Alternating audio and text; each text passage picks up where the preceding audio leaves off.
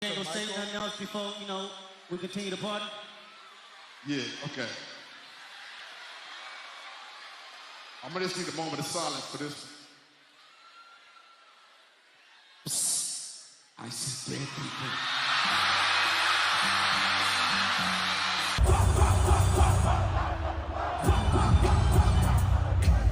Why you coming like a bitch, ain't you? Trying to strike the bar.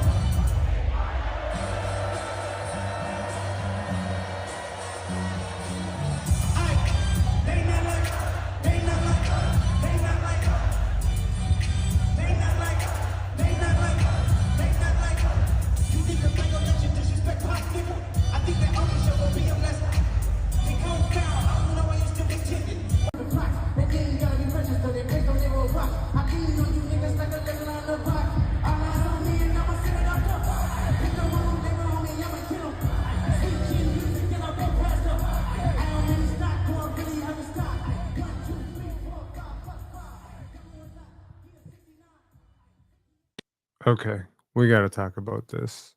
This is crazy. I just spent probably like the last 4 hours just thinking about whether or not to do this, whether I should do this. And, you know, my grandfather once said that, he was speaking about political office. He was not around to talk to me about social media because my grandfather unfortunately passed away in 2008. But he was complaining about a politician in Europe, and he said, when you have the platform, you have the privilege, you have the responsibility. I think that people with a platform should speak about things and speak honestly, right? You can build, I think you can build a 50-year podcast, you can build a 50-minute podcast. And I think the only way to build a 50-year podcast, to build a voice that people believe, is to be honest and to speak about things before you have to, before it's something that you got to comment on. And honestly, I think the Toronto Raptors have a Drake problem. Now, to those of you who have been living under a rock for the last couple months, there's been a bit of a beef going on, right, between Drake and Kendrick Lamar. Full disclosure, not a Drake fan. Never been a Drake fan. The last time I liked Drake, he released headlines. So it's been a while. All right. Drake, the initial artist, the guy that you could dance to, different dude. Drake, like this version of Drake that we've seen the last 6, 7 years, 8 years, however the hell long it's been, this megastar, it's a completely different story, completely different dude. Um, and it's been always a little bit troubling for me how close the Toronto Raptors were to him. Um, and I felt like it was a house of cards and it was going to fall. I remember Scotty's rookie year, he and Delano Banton went to Drake's mansion. I remember Drake coming into the huddle and, trying to rally up Darko Rajakovic. I remember Drake rubbing Nick Nurse's shoulders on the sidelines, dapping up all the celebrities, showing up to front row center. Notice Drake was not really present last year. And now I'm realizing that while he may be just, one of those guys who supports the team when they're winning and doesn't show up when they're losing, um, there was, of course, the whole Grady and his son collaboration sort of thing on that music video as well. So again, the Raptors continue to be embroiled in this tie with Drake. This beef between Kendrick Lamar and Drake has exposed a lot of stuff that I think have been open secrets in Toronto. And I'm not going to say anything because I'm actually, the reason I was thinking about this for 4 hours is because I realized that the person I'm speaking about is very litigious. And I'm not trying to get into any sort of situation where I say something that I, have to get some protection for. So what I will say, let me take a page out of his book. Let me say this in a subliminal way. When you work in the film industry in Toronto, you are never more than 1 degree of separation removed from someone who's in that circle. Uh, and that circle is, let's just put it this way. I'm not gonna start saying like who knows what or whatever, but let me say this. If you produce music videos for a guy, you get exposed to things that maybe you're not supposed to see. If you start, doing adverts and start doing concert stuff. Like, who do you think runs the sound on these things? Who do you think runs video coordination and everything? And all these people talk, right?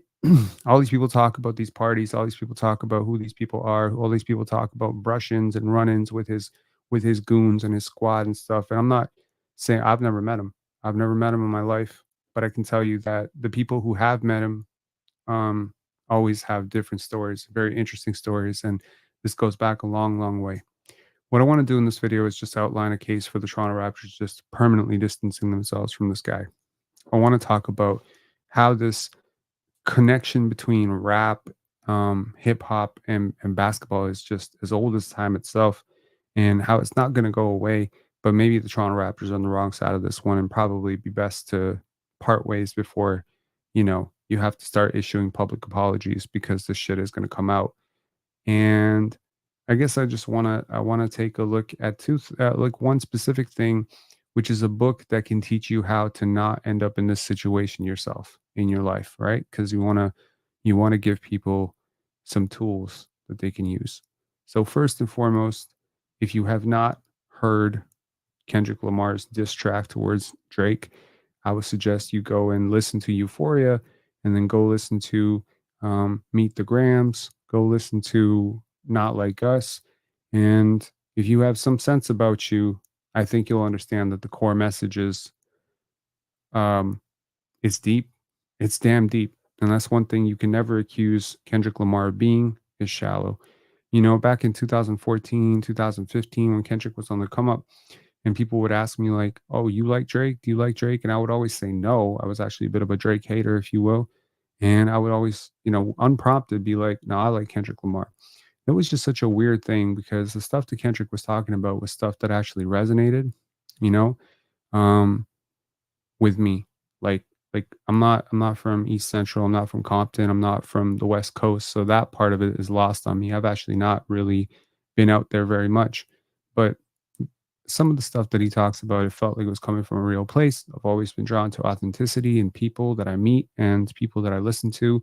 It's one of the big reasons I'm such a big Scotty Barnes fan. The man wears his heart and his truth on his sleeve. If he doesn't like you, you know within 2 seconds of meeting him that he absolutely hates your guts. And if he's not vibing with you, he's probably going to let it out. I like people like that. And everyone around Scotty's like that too. So that's the thing. Like, people around my life, it tends to be that way. If you're not like that, you probably don't have a lot of staying power in my life. And honestly, when I sense that in people, even if it's someone from this community, no offense, some of you we've met off air, we've met up for a coffee or whatever. But the minute I get that inkling or that feeling that you're fake, or you're not really about what you're about, or you're telling me one story and then you're gonna go tell someone else another story, we're done. We're out. And it just it comes from how you grew up. Those people were dangerous, and you learn to avoid those people. And I think those people are just bad for your health, but they're also bad for their own health. So some of the stuff that's leveled out in those accusations, again, if you haven't listened to the songs, they're pretty damn good songs too. They're diss tracks, but they're songs. And I would suggest you pause this video right now and then go Google Euphoria. If you really want to get into it, go and you're not into rap, and you're not into the deeper meanings, and maybe you're not getting some of the references to the movies that he's referencing, or the people that he's referencing, or the OVO crew that he's referencing. Some of this stuff is going to be lost, and you might have to watch a 1 hour explainer video. um Tariq saying, I can tell Rob is a big 50 Cent fan. um I don't dislike him. I bumped with him. I bumped his music in 2003, 2004. I really like the track Many Men, but I'm not saying like I'm not the hugest 50 Cent fan. I'm not a not fan. It's not like with Drake, you know. But yes, that's not my favorite rappers. Um he's like in my top 20 somewhere. Anyways, what I'm trying to say is that this beef has extended to very personal stuff. It's starting to talk about kids. It's talking about kids in a different sense too. If you get my drift, and if you listen to the song, you get exactly what I mean. That bar, trying to strike a chord is probably A minor. Yeah, that's that accusation's been around for 15 years, or I think, sorry, like 14 or 13 years with this dude. So, I mean, this is some serious stuff. And if you don't get my drift at this point, I'm just gonna say it's Epstein stuff. All right. Um, the deeper implications of some of the stuff that was mentioned is not just about the womanizing. It's not just about, the potential trafficking of, women. It's not just about the parties that go on and the age of some of the attendees of those parties. It goes beyond that to something so much deeper. And I think it's something that intuitively most people with a half a sense, could understand, which is about being a culture vulture. It's about code switching. It's about adopting a personality to sell records and then ultimately not doing very much for the culture that you are appropriating. Um, and I think that's a very fair criticism. And to be someone of that culture, as Kendrick Lamar is, it must be infuriating as hell, right? To see somebody basically adopting your stories to sell tickets. This is sort of the problem with the reality of the world that we live in right now. Everything is fake, everything is shallow. No wonder the people that we are propagating and promoting are going to be shallow as well. Why wouldn't that make sense, right? I'm trying to think in my life, have I ever known someone who's been busted on racketeering, trafficking charges? Do I know anyone in my inner circle who's even remotely done that? No, I know people who've been like arrested for assault. Yeah, for sure. Like they punched someone at a bar. But that's as far as it goes. Like, is that even true? Yeah, it's about as far as it goes. Like, I don't know those kind of weirdos because I frankly stay away from those weirdos. So when four of your friends, four of your inner circle are having those charges, I mean, those are your people, right? Like attracts like. Birds of a feather flock together, right? All the things my grandparents taught me when I was 6 years old, mind the company you keep and all that stuff. It really is starting to come together right now as an adult. I'm the same age as Drake, pretty much. He's 37, I'm 36. We're pretty much the same age, right? So I've been through my fair share of, insecurities and wanting to fit in with people and, wanting to do things, whatever. But there's always like an ethics thing that guides me. There's always a line you don't cross. No, you're not hurting children, you're not hurting other people, you're not, hurting women and stuff. And some of the stuff that Kendrick Lamar has laid out in these tracks is just downright disturbing. I mean, I might not have liked the guy's music. I might have found him corny. I might have found him really weird. I might have found him to be fake. All those things are absolutely true. And I've found that to be the case since 2013. And, his involvement with the Raptors, if you follow me on Facebook, if you followed me on Facebook in those groups that I no longer post in, you know how many posts I've written about Drake and finding it weird that he is so closely associated with the Toronto Raptors. And that was before any of this beef came out, and frankly, all those allegations have been around in the air, in Toronto, especially in the film and, TV industry in a while. It's weird, like, when the Harvey Weinstein stuff came out, when the Jeffrey Epstein stuff came out, you see all these pictures of celebrities, and they're shaking hands with them, you see politicians shaking hands with them, and you wonder, "Do they know? Did they know?" And the short answer is they didn't wanna know. They knew, they didn't wanna know. The door was closed, eyes were turned the other way. Everyone just said, "Cool." I remember there was uh there was something like this that happened when I was working at a hedge fund in Boston. I'm not gonna name names obviously because I'm not trying to get sued up here. But there was a guy that I worked for and he was my boss and we went out to a party. He did something really messed up. I don't know how to make eye contact with that guy the next day. I really didn't. I really didn't. I remember one time my cousin did something really messed up. It wasn't with kids or anything, but it was just something really messed up. And there was just sort of a crisis of conscience the next day when he was into his wife. And I was just like, how could you do that and then do this? Like to me, it was just really weird. So I've never really understood the morality of Hollywood, and I've never really understood the morality of sometimes the entertainment industry in general. And I've never really tended to fit into that. It always struck me as weird, right? It strike you as weird. Like you would hear about this actor and you would think he's such a fantastic actor and you see his work and he's so cool and you might even admire him and you get to a coffee with him and you even look up to him a little bit and you know that he's married or whatever and then you see him do something with a cocktail waitress and you're like, damn, that just doesn't sit right with me. I don't understand. Um or then you get a PA coming up to you and saying, he tried to grab my and you're just like, what? I gotta fire this guy. And then you go to the producer and you say, we got to fire this guy because he just grasped the PA, and you go to the producer thinking they're going to do the right thing, and what do? They fire the fucking PA. And then when you go and complain about the PA being fired, they say, "Oh no, no, no, she got another gig." When you call her, she's like, "No, I just didn't get a call sheet. They let me go and they paid me extra money." And then you go back to the producer and you say, "Well, what's going on here?" And they're just like, "Listen, that's just the way he is." What? And this is not Drake. This is just some low ass actor who, has been on a couple TV shows. Why do we let our celebrities get away with this stuff, And why do people with power allow people to do this stuff? Really? I mean, this is a moral conundrum. It does not just apply to Drake. It honestly applies to a broader spectrum. I mean, this video is never going to reach the world. It's I'm not big enough. This topic is going to be very poorly laid out. And very likely, at most, there's going to be 500 to 800 people who are going to see this video at any point, and most of you are going to be wondering, why is he not talking about the Toronto Raptors? I signed up to you. I signed up to you for basketball. What are you talking to me about Drake and power politics in offices in Hollywood right now, bro? That's not what I came to you for. Pretty sure this video is going to get like 15 unsubs. Say la vie.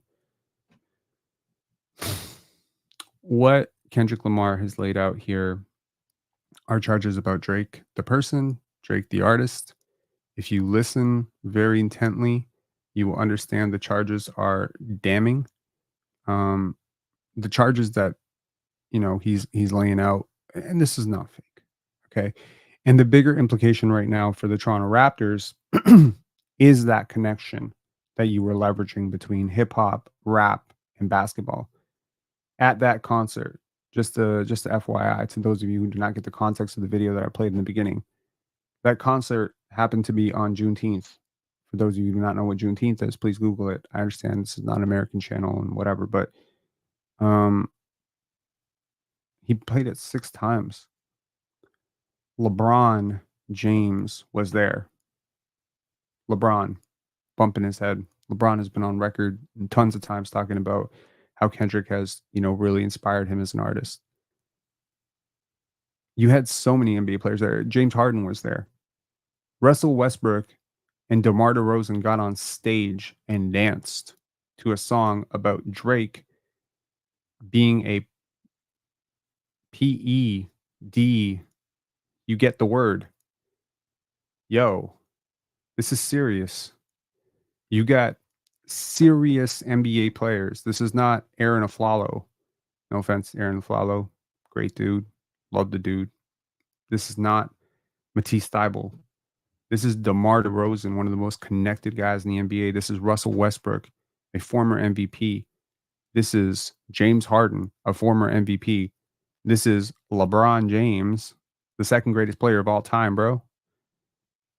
Paradise Lost. DeMar is still bitter for being traded. You are out to lunch right now. This is not about that at all. No. No, this is about understanding that this bitterness has been brewing under the surface forever. Forever. Like literally, you do not understand how many rappers, how many artists, locally and abroad, do not like this guy. He's very popular though. He's cash. He is a cash cow. He's extremely popular. He is extremely marketable, and he is extremely cutthroat. You are not, and he's extremely connected. So you're not going to make any favors by making enemies with this guy. You're just not. I've been told 100 times, please do not speak publicly against Drake. You lose more fans than you get. And that's probably going to be true for this video. Probably 1,000 or 1,500 to 2,000 of our 10,000 plus subs are probably diehard Drake fans. And if they have to choose between a podcaster that they sometimes listen to and their favorite artist, they're going to pick their favorite artist. Great. Please exit. It's okay. I will live. My bills will be paid regardless. It's fine. The integrity element of this is so huge. The optics of it are enormous. For a company like MLSE, look, man, there are certain tags you just don't. Reputation precedes you everywhere you go. You just don't get to walk away from this, right? And once these things come out, like when they really come out, the pictures come out. All the pictures come out. You gotta understand this. When Epstein and Weinstein, when those guys got booked and exposed, Diddy, when he got booked and exposed, when his shady ass activities and all of this underhanded, stuff that these dudes were doing got exposed, okay? All the pictures came out. The pictures of all these celebrities, from Oprah Winfrey to Barack Obama to Hillary Clinton to Bill Clinton, rubbing hands with these people.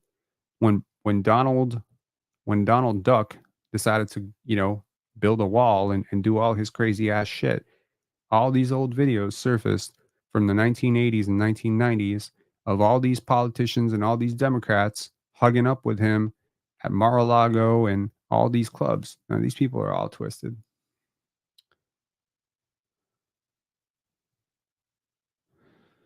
Mr. Z, this is not Illuminati shit, bro.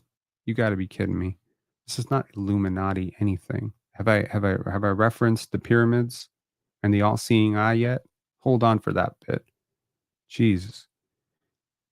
There are people who are frankly untouchable, like in terms of the law, right? It takes an overwhelming amount to take them down. We like to think that these things only happen in corrupt countries and small countries. I come from a country in Eastern Europe in which, yeah, I think anyone there would tell you corruption, money is king and corruption is pretty rampant.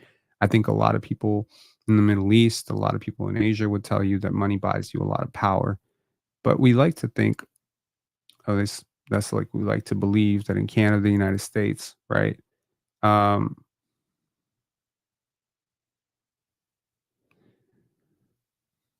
hey Rob, bit off topic, but did you see Jokic playing in his hometown village? Not bad for a guy who quote does not love basketball. Yeah, I know he loves basketball. Um, look, here's the thing.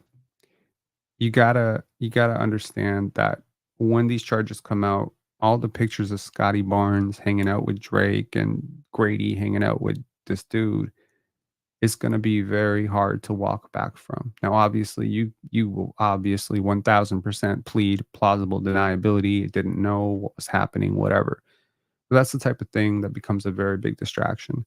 The type of distraction that a team that is currently embroiled in, well, not at least currently, but has been for the last 3, 4 months, been embroiled in a lawsuit by the New York Knicks for allegedly stealing proprietary information, and has also been embroiled in a gambling scandal, possibly one of the biggest scandals in NBA history, with Jonte Porter, a 905, two-way guy that they signed. Look, man, and I like Jonte Porter. Again, I'll reiterate, I liked him the entire way through, and I feel very badly about how that situation's turned out. And gambling addiction is real, and I do believe that if you are supporting gambling apps, you're part of the problem. And if you are taking money from these, things and you're pushing it down people's throats and giving them promo codes, and you're part of the problem. Man, it's like a crisis. We need a crisis of consciousness here. Like, how for sale are you really, right? How for sale is your peace of mind? How for sale is, I cannot even tell you, like when things get hard financially, and I mean, I'm not saying hard, you know what I mean? Like the Canadian economy has been really weird, dollar amounts going weird, our building is going through some renovations. There might be a special assessment. Our mortgage, rate went up like crazy. So a lot of things went wrong, right? And it's in those moments, I swear to God, you look back on those emails and you're like, bro, I could have taken $2,000 just to talk about this betting company 3 times a week. $2,000 that puts food on my table. Why am I not? Everyone else does it. Why don't I just do it? Because I don't believe in it. I do not believe in it. And I am blissfully and unfortunately very aware of the downside of doing that. I can't do it. Like, I would not be able to sleep if I did that. I cannot push something onto people who are unsuspecting, who trust me because of basketball and are here for one thing. And I'll be like, oh, yeah, sign up for this betting app and get $500 off my name. So, yeah. So when you develop a gambling addiction and you end up in a similar situation as Jonte Porter and your wife leaves you and your kids fucking hate you and you bet your entire kids trust fund or not trust fund, tuition fee or whatever, or you're hiding secrets from your wife and you become estranged. I'm not even fucking getting carried away. This is reality for a lot of people who are addicted to gambling. Why would you push addiction down someone's throat? Because they paid you a little bit of money? They're paying you the money for a reason, because you're broke. And you're probably broke because you don't have values. I don't know. Maybe you're not broke because you don't have values. I certainly don't think we were broke when we were kids because we didn't have values. But don't let people use your poverty to buy your soul, man. You cannot let that happen. And I understand some people, maybe they don't have an option. Maybe they think they don't have an option. Maybe they're in worse situation than I'm in financially, where they can't say no to a $2,000 sponsorship. Bro, oh my God. Find it somewhere else. Like, find it somewhere else, anywhere else, right?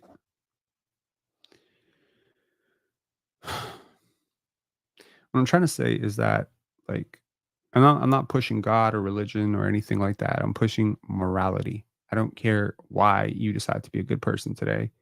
I don't really even, it's not my business what you swear to. If you are just God fearing, or if you are God honoring, or if you have made some promises to your parents, or if you just simply want to be a good person out of the goodness of your heart, whatever it is that makes you a good person. I don't think, you know, it's the same thing, man.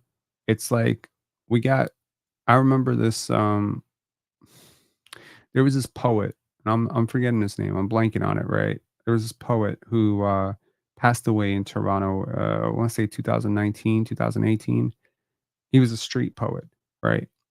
And I remember this story where someone told me that he died on the street. He was homeless, very often homeless. He was often bumping around in the homeless shelters we used to go to at Bloor and, what was it, Young, just off of Young and Bloor, like close to Young and Wellesley. There's like a homeless shelter there, and he was often there. And I had talked to this guy maybe 50 times, and someone told me that he passed away, and it was crazy because he was an actor, he was a poet, and he was a very beautiful and gentle soul. And someone said that this guy died on the street, like on Bloor Street, and it took 45 minutes before someone stopped to call an ambulance. 45 minutes? Really? This shit's crazy. Anyways, getting a little bit off topic and a little wax poetic. Point is, the Raptors must distance themselves from Drake. Some of the stuff that has been said about him is damning, if even 15% of this is true. And I have no reason to believe it's not. Kendrick Lamar, you can say, oh, well, Drake dissed him, about his infidelities. So he came back with all this stuff. Dude, you don't say this stuff if it's not true. Like, if it's not at least 90% true, you will never recover off of saying this stuff. It's libel. I mean, the reputation hit here. I mean, he's got an entire arena chanting OV ho. You get an entire arena singing. I mean, I swear to God, if you've been to a club over the last month, you know damn well that people have literally been dancing to this song. It's pretty crazy. It's really crazy. Tariq saying Rob the leader, never a follower. I have been a follower. I have been a follower. When I was younger, I was a follower. And I got to tell you, you know, um, lying is really not good for you, man. It's really not good for you. I wanna use this opportunity before I go on for 2 hours venting about every issue I have with the modern world. I wanna take this opportunity to shout out a book, and I wanna share a gem, because this is like, it's really great. Jeez, where are we going here? So the book is called, hold up, hold up, hold up. Where we go? Where we go? Where we go? Hold on, one sec. It's good. It's a great book, and I'm not sure why the hell it's not showing up here. Hold up. It is called The Courage to be Disliked. Here we go. And I believe that at the root of almost every stupid thing that you or I or anyone has ever done is probably a desire to fit in, a desire to be liked by people who frankly do not matter, a desire for approval, right? Chasing approval.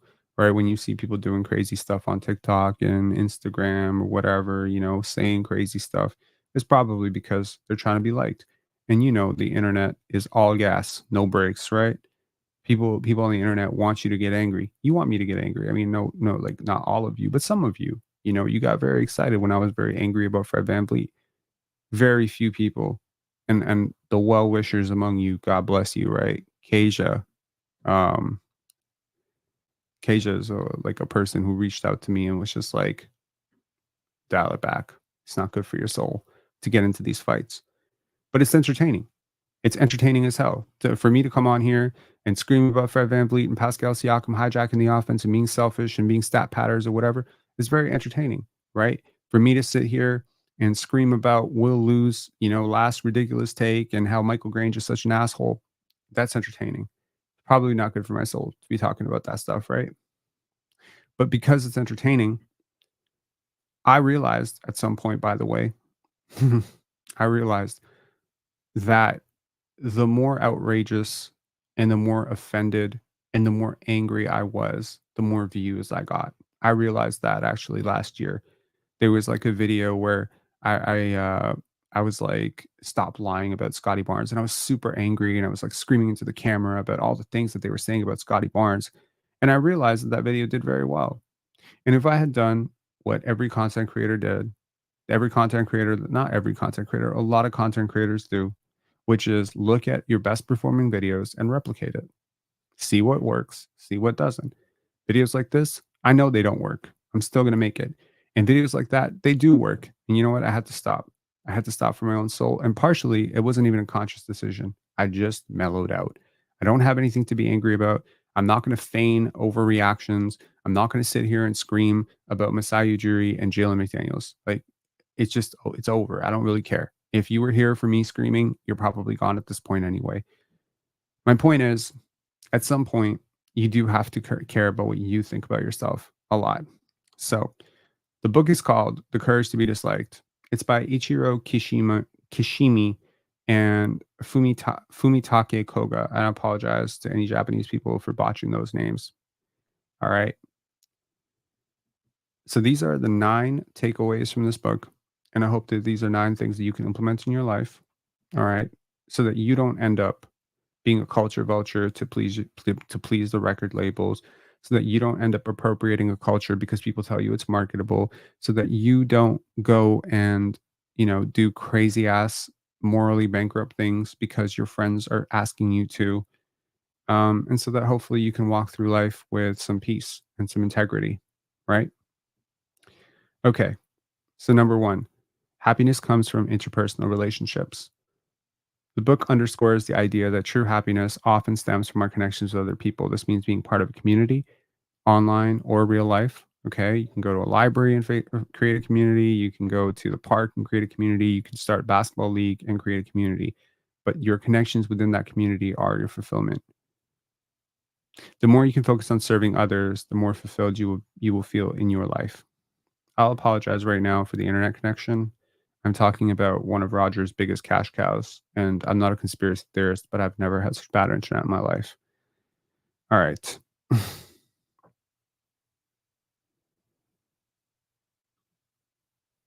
Yeah, that would be crazy. Number 2, overcome your inferiority complexes. Oh, yeah. The authors emphasize the concept of inferiority complexes, which can arise from comparing ourselves to others. Rather than feeling inadequate, the book encourages self acceptance, the idea that everyone has their own strengths and weaknesses. By recognizing your own worth and not seeking external validation, we can live more freely and confidently. Number 3, let go of the desire for recognition.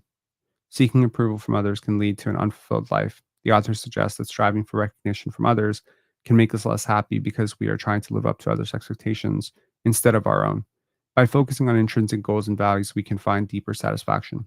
Number 4, live in the present. The book encourages readers to focus on the present moment rather than dwelling on the past or worrying about the future. Cultivating mindfulness and embracing the now, we can embrace and experience life more fully and appreciate what's in front of us. Number 5, find purpose in life's tasks. The book identifies 3 main tasks in life: work, relationships, and love. By finding purpose and meaning in these three areas, we can find a sense of balance and fulfillment. Number six, trust yourself and others. Trust is an essential component of healthy relationships and personal growth. Trusting yourself means believing in your abilities and your decision, your discipline, while trusting others involves letting go of control and having faith in those around you that things will go okay. This mutual trust can lead to stronger, more meaningful connections. Truth be told, if you never trust anyone, you'll never find out anything about anyone. Number seven, change your perspective on problems. The book suggests that how we perceive problems can greatly influence our experiences. So, viewing challenges as opportunities for growth rather than obstacles can help us approach them from a positive and proactive mindset. This shift in perspective can lead to personal growth and resilience. Number eight, embrace the courage to be disliked. It's pretty much the title of the book. Living authentically can sometimes mean going against the expectations of others. Accepting the possibility of being disliked allows us to stay true to our beliefs and values. This courage can lead to a more genuine, fulfilling life as we are no longer held back by the fear of disapproval. And number nine, stop using your trauma as an excuse. And this was a really, really big one for me. Discard the victim mentality. Our past experiences, including traumas, affect us by the events themselves, not by the events themselves, but by the meanings we attach to them. I fully agree with this. You know, losing my parents could have been seen as a absolute carte blanche and an opportunity to just excuse every failure that I would have. I didn't go to class because my parents died. I didn't graduate from university because my parents died. I'm broke because my parents died. I'm unhappy because my parents died. I'm angry because my parents died. I'm an addict because my parents died. I'm drunk because my parents died. Yeah, I walked down that entire, range of possibilities and decided, no, I'm not going to do that. My parents have died. Let me change the equation. So they're not here. Let me make them proud, right? Let me do my best to make them proud. And hopefully I have. And I got to tell you, I don't usually seek approval from others, but once in a while, I do find myself getting a little happy when someone who reminds me of my mom says, "Your mom would be proud."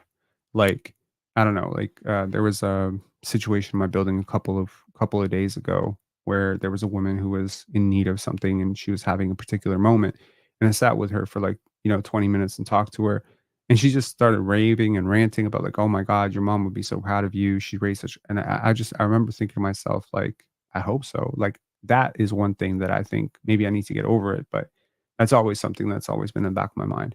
But man, getting the approval of strangers, feeling self-conscious about this stuff, it's so much anxiety for what, right? I remember when I was a kid, and I don't know, I say like when I was a kid, I was 12, 13, 14, but honestly, it probably extended up till I was 23, 24, 25, much later probably than I realized.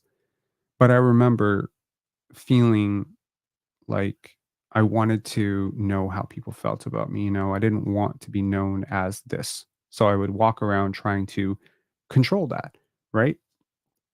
So I didn't want people to think of me as the poor kid or the kid with acne or the scrawny kid or whatever, right?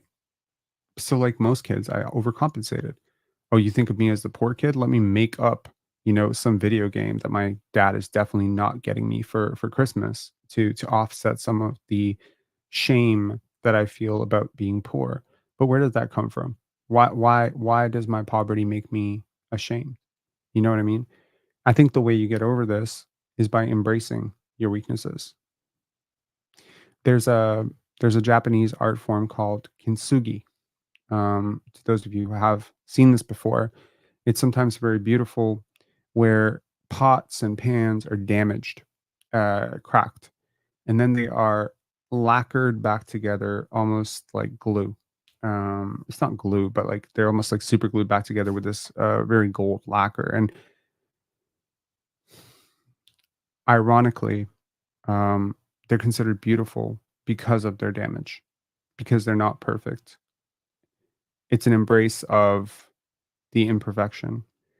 And double ironically, the lacquer is the strongest part of the vase because it is fundamentally the hardest place that you could not break. It reminds me of the 39 stitches I got across my head in 2014. And I remember thinking to myself when that happened, how difficult my life would be going forward. I thought about that a lot. I thought about all the times I would have to answer questions about why I have a scar across my head. I wondered if people would judge me. I wondered if people would think I was a violent person because I had a scar across my head. Most people who have scars across their heads tend to have gotten those scars because of a war or because of a surgery or because of, a fight that they picked at a bar. You don't just walk around to a bank.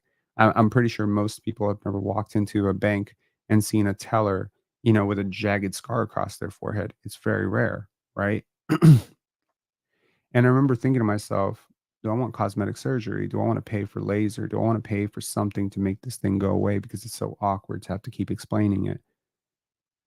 After a while, I realized I was really the only one who even noticed it, right? People didn't care. I cared. I was creating it. I would walk around explaining, be like, oh, 30, you see the 39 stitches across my head? And people would be like, no.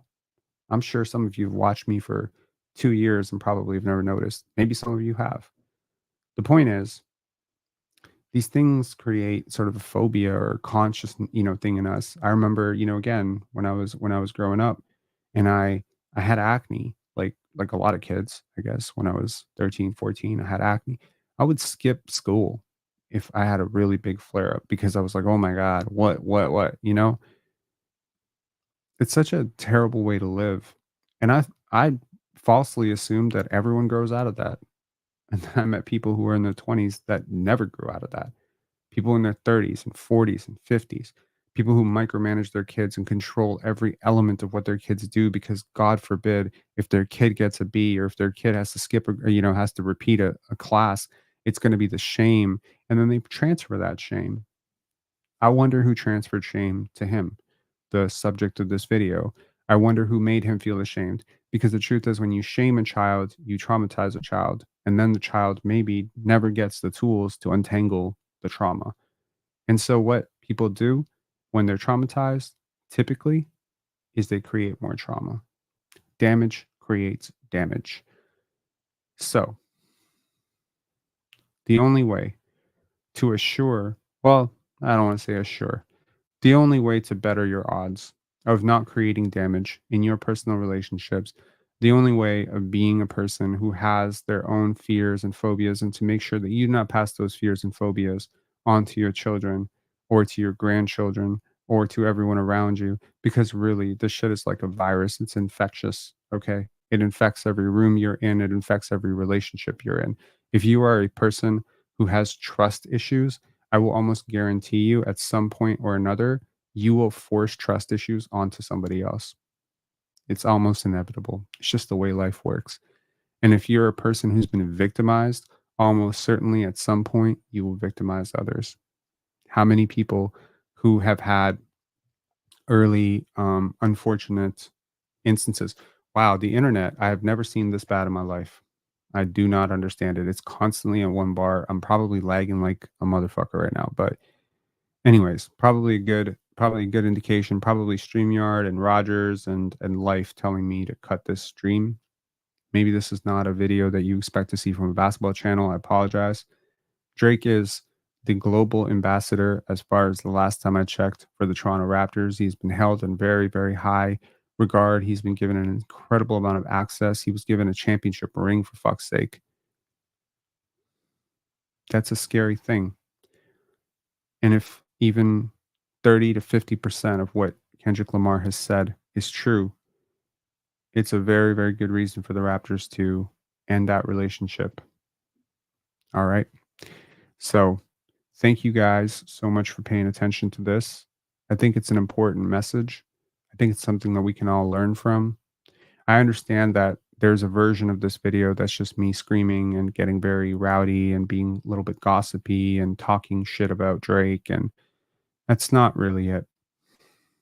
Honestly, as egregious as some of the things he's been accused of doing are, I realize that no one in the world has ever made other people suffer without suffering immensely themselves. And so typically, as much as it angers me when people, especially, adults, victimize children or victimize, their spouse, or when men victimize women. Whenever that situation plays itself out, there's always, underneath it all, there's a little bit of anger, probably a lot of anger actually, but there's always at least 10% empathy. And I think sometimes people can confuse empathy for weakness, that if you are empathetic to someone, that you must be condoning them or condoning their actions. And I don't think that's the case at all. I think there should always be room for empathy. I think there should always be room for empathy, because the truth is, there was a major shift in my life. And I'll tell you about that as the last thing, that apparently there's no lag, and apparently I'm smooth, and the one bar I'm seeing is still good. So I'll share this with you. I grew up seeing a lot of violence in my buildings, a lot of violence in the lobby, a lot of violence in the schoolyard. I remember a day in grade 6 where I was told, if you come to school tomorrow, we're going to kill you. Like, that was it. I had a very big mouth. Um, you could probably tell that about me, right? I was a very precocious kid who spoke his mind. And sometimes people don't want to hear what you got to say, and I was totally out of pocket, and I thought it was an empty threat. I didn't take it seriously at all. It just so happened the next day that I decided to skip anyway, because there was a basketball tournament and I wanted to go to it. So I skipped and I went. And the next week I came back to school and someone said, people actually showed up, for fuck's sake. I'm very happy I didn't come to school that day. Very happy I didn't come to school. My point is, I saw a lot of violence growing up. You see it on the streets. You see it, and it was everywhere. I remember this one instance. I was literally standing. Oh, man, we were like, where were we? Brooklyn. This woman gets out of a cab. Just imagine, I'm 10 years old seeing this, 9 years old, 10 years old, maybe 8 years old. I don't remember exactly. It was like 94, 95, something like that. This woman gets out of a cab.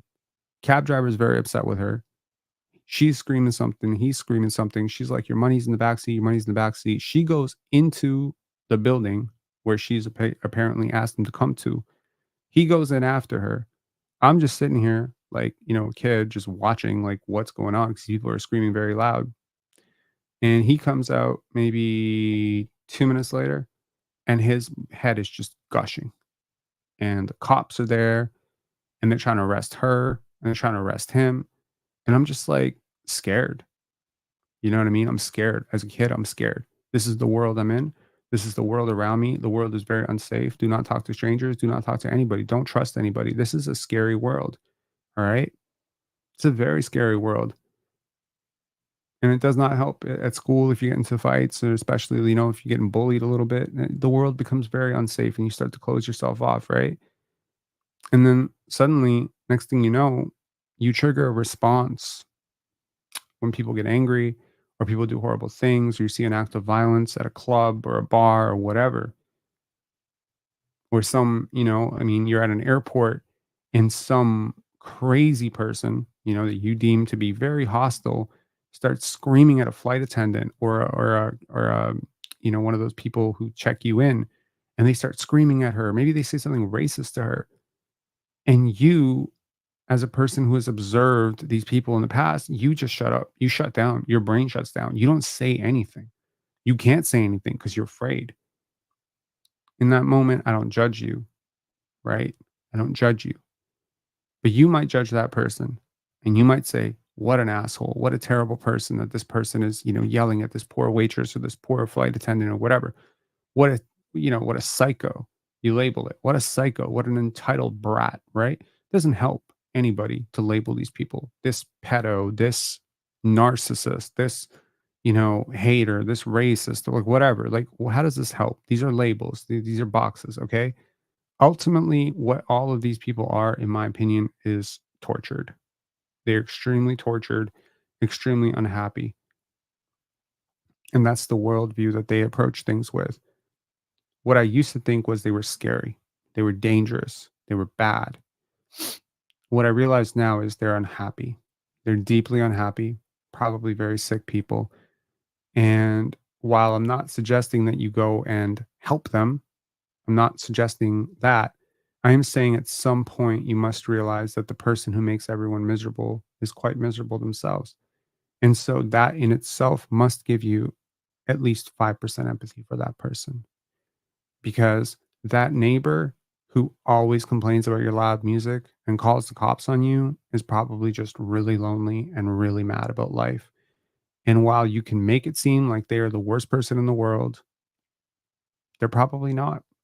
And sometimes, just my experience over the last year as I've tried to calm down as an adult and try to approach things from a different way, that when I meet people that I find to be particularly difficult, what I try to do is I try to meet them with the empathy that they were not shown when they were children by telling them something that maybe is good about themselves or maybe empathizing with them. You know, like for instance, if you see a woman who's screaming about immigration, yes, it is very easy to start screaming back at her and telling her she's a racist. I promise you, in the 150,000 times that anyone has tried to solve a problem like that with that solution, it has never worked. All it has led to is more yelling, more screaming, and possibly violence.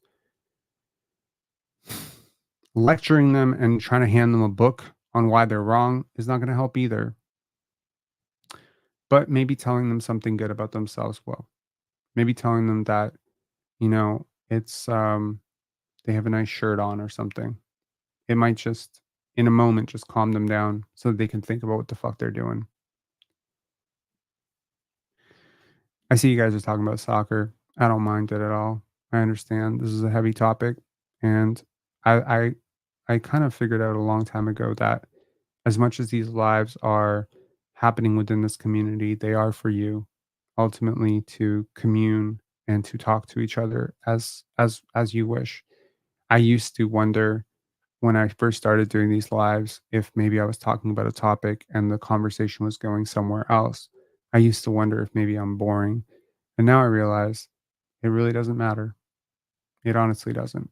Anyways, I hope that um to conclude, um I'm not a Drake fan, and I think the culture of ultra stuff is real. And I've watched a lot of people do this stuff in their lives, and the code switching and the appropriation. I understand that some people put on a bit of an accent, or some people may borrow from a particular culture in terms of their influences, and there's plenty of situations like that, which a lot of people are very hypersensitive about and can consider very problematic. I'm not the moral police on this. I'm not trying to tell people how to speak and how to make their music. I'm not I'm also not part of the woke mob. I'm not someone who's screaming at every single thing that, people, oh, that's cultural appropriation. That's cultural appropriation. You can't wear FUBU. You can't do this. That's not my job, really, to go around telling people what they can and cannot do, right? I don't really fucking care, to be honest. What I do have an issue with is when you pretend to represent a culture and then shit on that culture literally every single opportunity, give nothing back to it, take everything from it, suppress everything good about it, elevate everything bad about it, and then sell it. You market it. That's sickening. And I think that enough's enough. As DMX said, right? As Kendrick said, like, you don't have to support rap music. You don't have to even be about it. I don't think you have to come from the hood or come from the projects to understand what these people are talking about. What they're talking about is truth versus fiction, really, right? It's pretty obvious to me that Canada stands with Canada. And I could talk about a lot of problems that I see with all diversity quotas and all that stuff, and how, it's pretty problematic that it seems like white people get to choose which black people and to end up getting elevated, and they seem to choose the ones that they find to be the most aligned with their own values, which is kind of like really fucked up in a lot of ways. And maybe that's a maybe that's the type of conversation that's going to get me canceled if I talk about it. And maybe at one point I won't care and I'll talk about it anyway because I've been talking about it privately for like 12, 15 years now. Um, I think it's really important to speak your mind about these things. And I think it's really important to have these conversations, even if they're difficult conversations, because through these conversations, we get feedback. Hopefully, someone's going to well, I don't want to say hopefully, I'm not encouraging it, but maybe someone that I really trust is going to message me and tell me that I'm wrong about this, that maybe I went about it the wrong way, and at that point I'm going to have an opportunity to reflect and learn, or maybe they're going to tell me I was perfectly right with this, and I'm open to both, right? Jacob Isaac saying we live in a society where people police people. I think we've always lived in a society where people police people. I just think that it's kind of fucked up that the people policing are always the same. I hate culture police. Well, I'm not really I'm not really saying I hate anyone for anything, and I realize that people very often people who are doing that are trying to do it from a really good place. So I have to have empathy for that. Nevertheless, have a great day, y'all. Enjoy your soccer, which you guys are, going to be watching. To those of you watching the NHL playoffs, the finals, the Edmonton Oilers versus I don't remember who they are playing, but the Oilers are down 3-2. So maybe we didn't get a return from 3-0 in basketball. Maybe we will get it in hockey. And yes, um, I don't know when that NBA mock draft video is coming out because I keep going back and forth on my second round. And then I'm not really sure I should do a second round. But then the Raptors have a 31st overall pick. So maybe I should just include like a screen of the rest of my picks like every other YouTuber. I don't know, man. Anyways, um, Edmonton game is Friday. Oh, is it? I apologize. I thought it was today, but today is Thursday. You are correct. Alrighty. Have a good one, and hit like on this video if you think I made even one or two good points. All right, peace.